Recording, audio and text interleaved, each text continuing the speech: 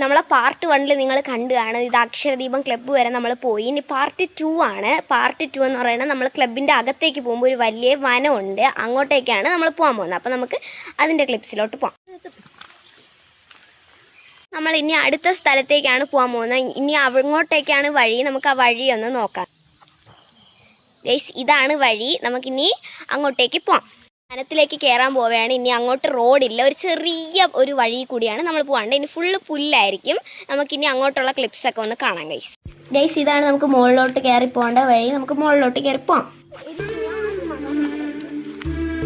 ഇപ്പോൾ കൊടും വനത്തിൽ എത്തിക്കഴിഞ്ഞു. ഇതിൻ്റെ അപ്പുറത്ത് വെള്ളച്ചാട്ടമാണ്. നമുക്ക് വെള്ളച്ചാട്ടവും അരുവിയൊക്കെ കണ്ട് പോകാം.